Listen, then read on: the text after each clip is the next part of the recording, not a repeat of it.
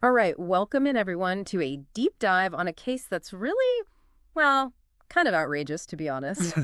It involves some huge names in music. Drake, Kendrick Lamar, even Universal Music got dragged into it. And it all started with a relatively unknown rap duo called No Truce. Yeah, this isn't your typical music industry beef. Not at all. And that's what makes this so interesting to unpack. What started as, what seemed like a pretty straightforward copyright infringement lawsuit, I mean, it spiraled. It spiraled really quickly out of control, and it got pretty ugly. Right from the get-go, No Truth claimed that Drake and Kendrick Lamar, they stole lyrics from a song they released like, what was it, a decade ago? Yeah. A decade-old track. Yeah, that's a pretty common claim actually in the music industry. So, so far so good. But here's where things go completely off the rails. Buckle up, right? Yeah. Instead of focusing on the music, no truce, they just go on this rampage and they start hurling these accusations at Drake, calling him a pedophile, even saying that Kendrick Lamar was complicit in this. Oh, and they even threw in this really weird claim about Drake's home videos being used in promotional material without his permission. Start reading this lawsuit, and it feels like a legal document and more like, you stumbled onto some dark corner of the internet, full of conspiracy theories. It's wild. It really is. It was like reading some bizarre TMZ conspiracy thread. It was all about character assassination, zero evidence.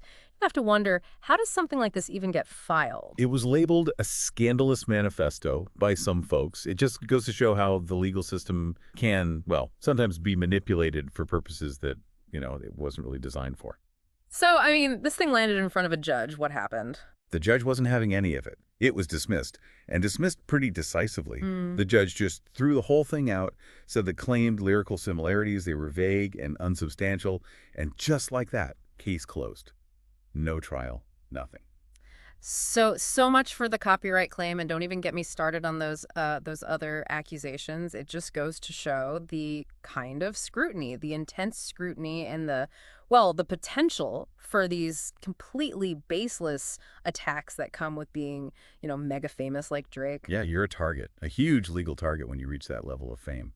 But it begs the question, what was No Truce really after here? I mean, beyond the obviously baseless copyright claim, what was their motivation? Right. It wasn't about the music. It wasn't about justice. Was it a money grab? Did they think they could score a quick settlement from Drake and Kendrick, just to avoid the bad press? Maybe they just wanted the spotlight. Any press is good press when you're trying to, well, when you're trying to make a name for yourself. And a lawsuit against Drake, that's definitely going to get people talking. Or, and this is a scary thought, was it something more calculated, more sinister? Maybe they wanted to inflict real damage, to tarnish reputations with these awful accusations. Even if the lawsuits throw it out, the stain can linger. That's the really concerning part. This feels like a weaponization of the legal system to make these damaging but ultimately unproven accusations. And in today's world, where information spreads so fast, an accusation can be just as damaging as a conviction in the court of public opinion. It's a dangerous precedent. And what's even more disturbing is how they try to use these incredibly serious issues like child abuse and exploitation as leverage for their own game. I mean, with absolutely no evidence. It feels exploitative in itself. And unfortunately, the legal system, it's not really equipped to handle these kinds of tactics.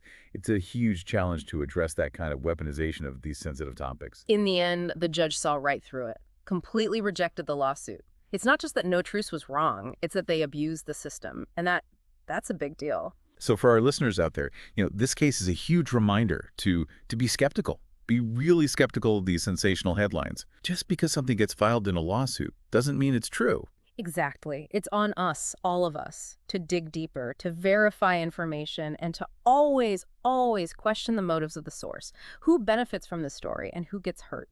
These are the questions we should all be asking ourselves, not just with this case, but with everything we see and hear in the news. And that's really the takeaway here. The truth, it's out there, but sometimes it takes a little digging to find it.